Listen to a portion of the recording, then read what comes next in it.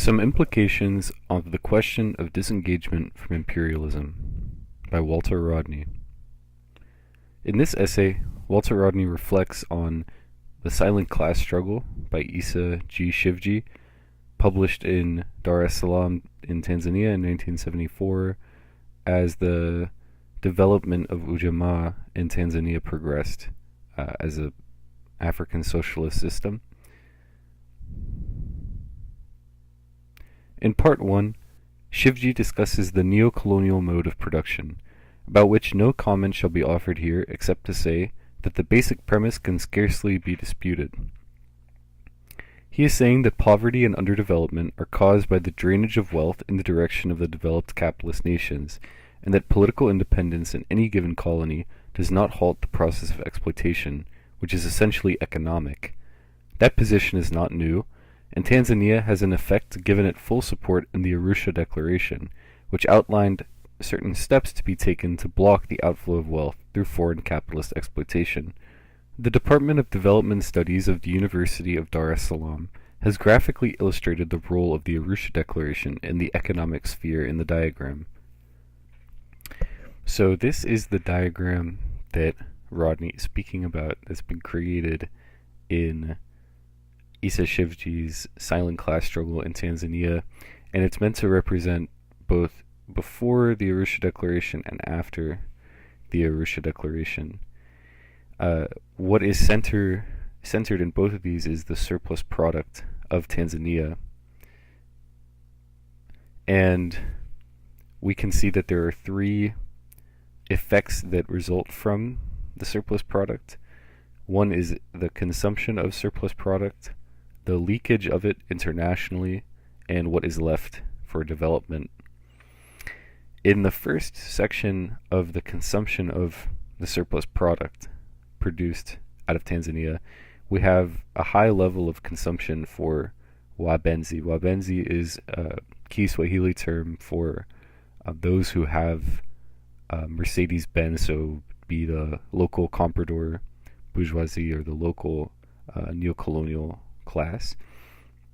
The leakage represents profits of foreign businesses, and then of course, as he indicates, there's little left for national development. This is before the Arusha Declaration, and after the Arusha Declaration, policies were introduced to mitigate these effects.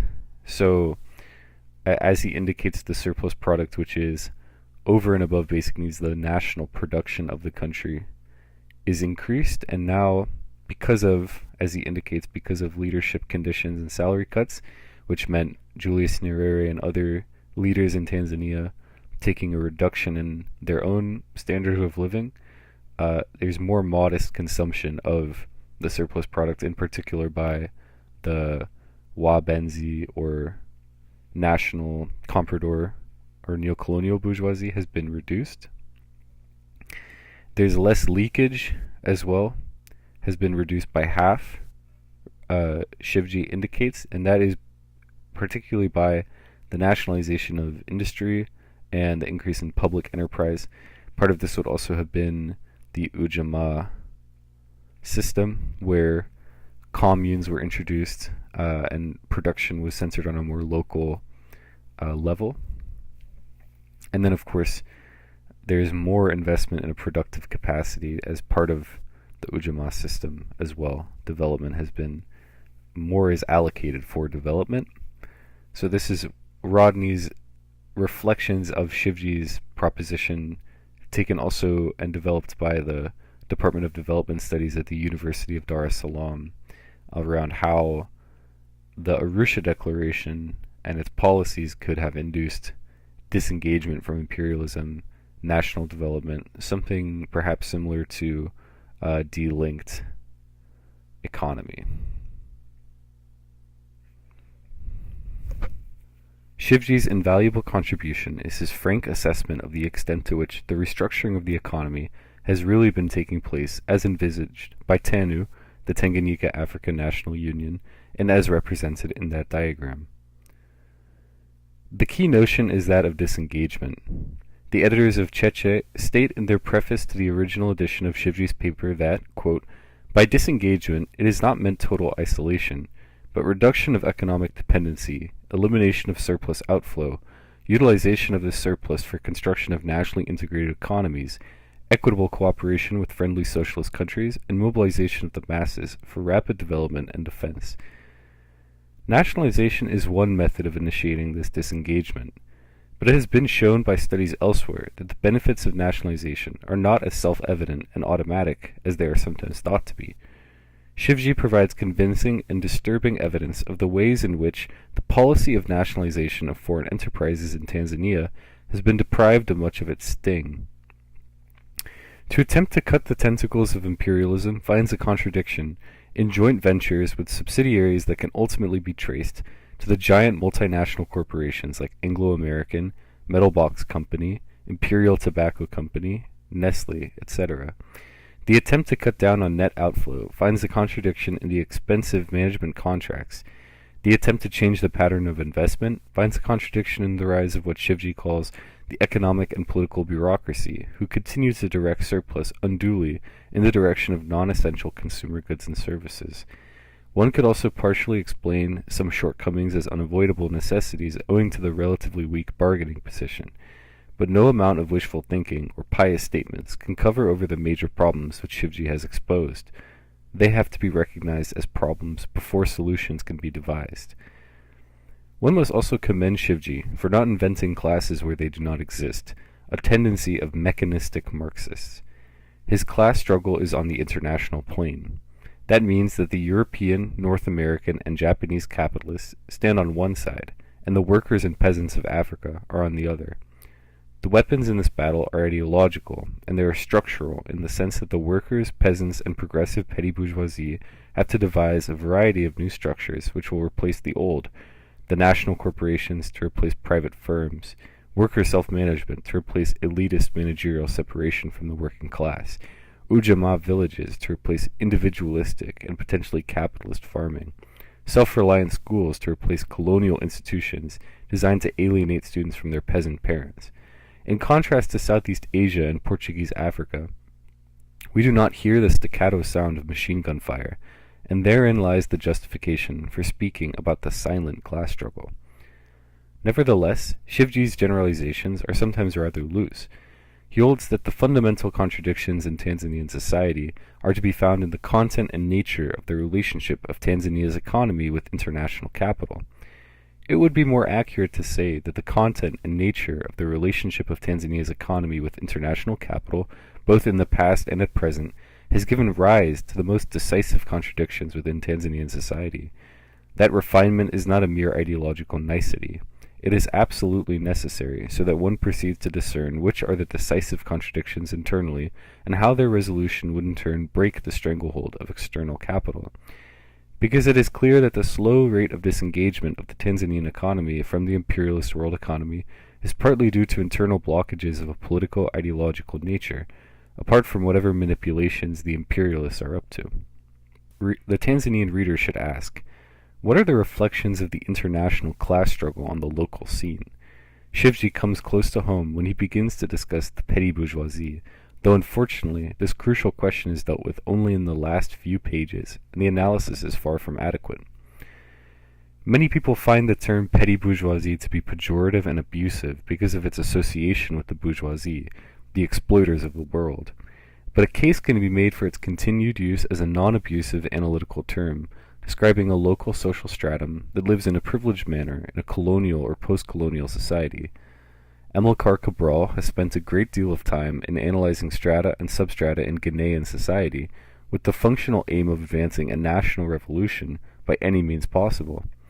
The success of the Ghanaian revolution on the battlefront and at the level of political and social organization is a potent reason for paying close attention to Cabral's views on the subject.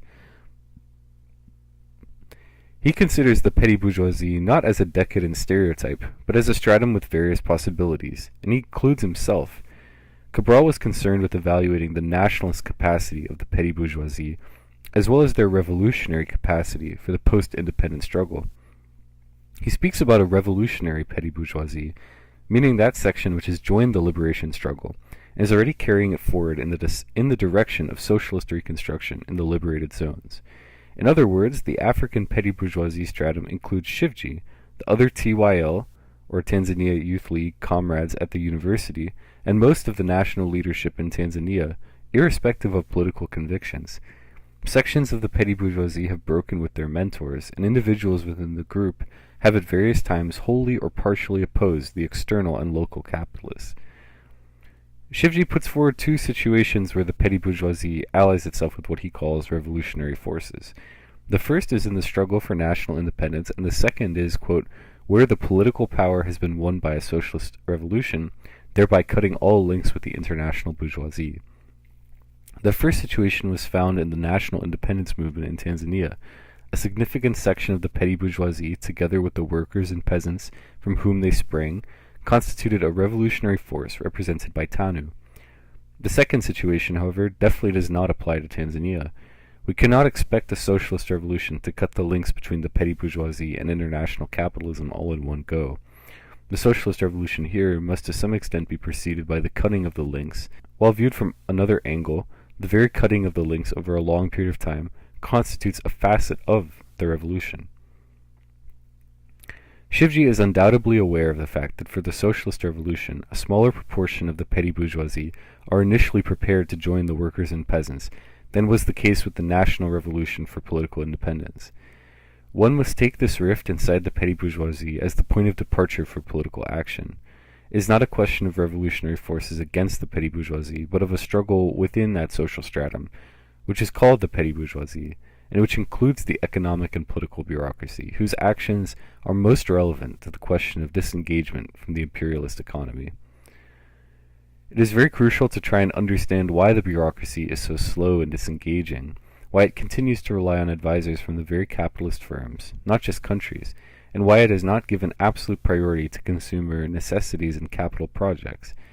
There are undoubtedly a few elements who are ideologically hostile to socialism and who are still the direct spokesmen of external interests.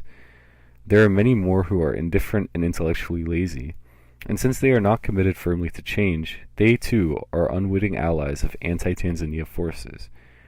The silent class struggle involves exposing the difference between revolutionary and non-revolutionary ideas. It involves scrutinizing the overall implications of the policies pursued by the economic bureaucracy at every stage. Because these ideas and policies are associated with individuals, it means drawing the line between those who are prepared to come over to the side of the laboring masses and those who are interested in preserving the personal privileges incompatible with socialism. In that respect, Shivji's paper is itself a contribution to the silent class struggle. In the final analysis, it is the peasants who have to disengage from imperialism, so that the value of their labor would be used for providing themselves with goods and services. However, the ideological confrontation is neither directly between the peasants and the imperialists, nor within the peasantry itself. The battle of ideas is within the petty bourgeois stratum. Because colonialism cut the peasantry off from access to the positive aspects of bourgeois knowledge, such as science, and it never allowed the peasant to gain a comprehensive view of the imperialist system of production, with its epicenters in New York, London, and Zurich.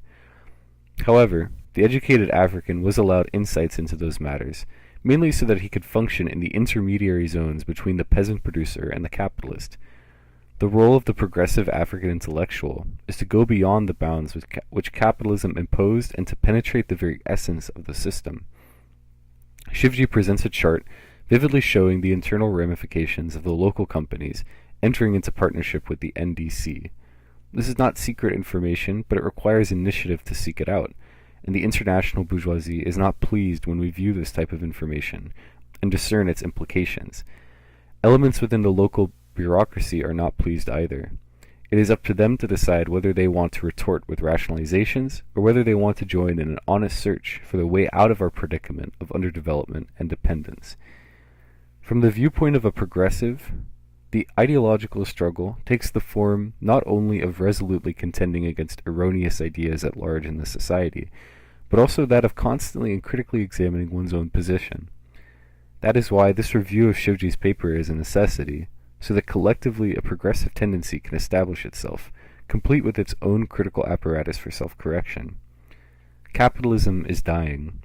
Before 1917, capitalist power encircled the whole globe. Today, it has been pushed out of huge areas of the world, and it is receding. When a mode of production is dying, its ideological superstructure is also destined for extinction, so that the characteristic modes of bourgeois thought are on the wane. But this disappearance cannot take place without intense intellectual battle. That is very much part of the silent class struggle in Tanzania.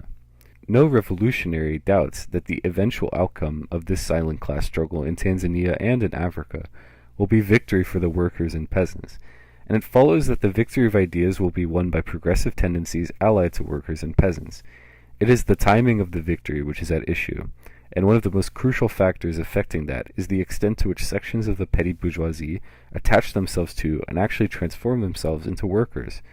Petty bourgeois intellectuals must have the humility and integrity to admit that in a certain sense they are no less self-appointed spokesmen of the masses than the others who are selling Africa down the drain. The revolution requires that the millions who have been gagged throughout history should speak and choose. It is the responsibility of the revolutionaries to find ways and means of indicating to peasants and workers the relevance of socialist ideology and perceptions to the latter's day-to-day lives. Only then can the working classes choose between the different lines that emanate from the petty bourgeoisie taken as a whole. There is also the heavy responsibility of learning from those directly engaged in production, both in terms of factual data and patterns of discipline. Undoubtedly, Shivji would agree with all this, given these premises upon which his paper rests. But his emphasis on the refractory nature of the petty bourgeoisie obscures the fact that contradictions are helping to detach more and more individuals of petty bourgeois background from the imperialist camp, and as they blend into the working classes, the situation is created not only for disengagement from imperialism, but also for the ultimate objective of constructing a socialist society.